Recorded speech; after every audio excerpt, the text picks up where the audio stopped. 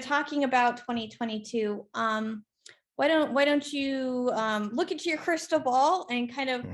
give us an idea what you're thinking about the financial outlook for the green industry in 2022? I guess I would start by saying the economy is a bit of a crapshoot going into 2022. Hopefully, the momentum will continue in terms of demand, and our industry will continue to flourish. We've seen a lot of acquisition um, interest and activity in 2021 and going into 2022. So I think we'll continue to see, regional and national companies acquiring local leaders, which is good for the industry. At the same time, it opens doors for smaller companies to step into those shoes and take a new role in leading those markets. Supply chain issues are going to be a challenge.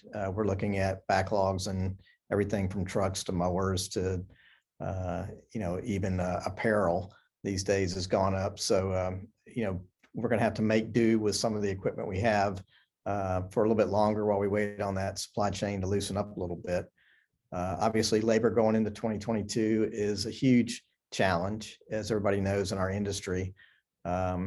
One of the things is if you do have labor, the cost per wage is going up dramatically, and that's if you can find labor.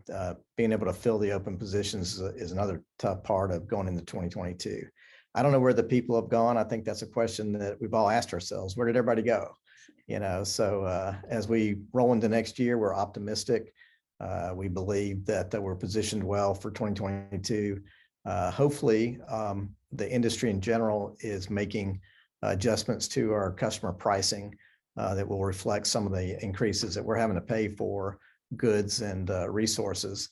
I'd hate to think that we're going to go into 2022 without any increases to our customers, because if we are, it'll be one of the only industries I know that aren't passing along these new costs that we're having to deal with. I think to recap again, labor is a big issue. And if you look at other threats, it could be government regulation that may be coming out of the current administration. We're obviously seeing mandates across the country that might also impact our ability to keep and retain good talent. I think there are some more threats that are a little bit unknown out there.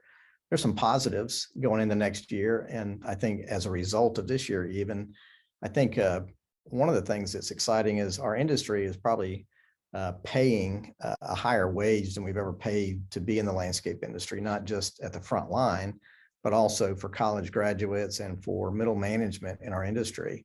And I think that's encouraging for young people that are looking for a career that's not only rewarding, but can provide the kind of financial security and growth that most young people are looking for today.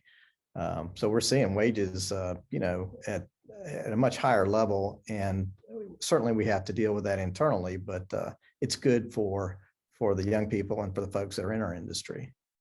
Thank you so much for talking to us today. I know we hit on a lot of different topics. We talked about the year that was, the year that's going to be, and then where the industry is headed. But I think there's a lot of really interesting points that you brought up, and I know our readers are going to enjoy hearing about it. Thanks so much, Christina. Thanks for having me on. You're welcome. Thank you.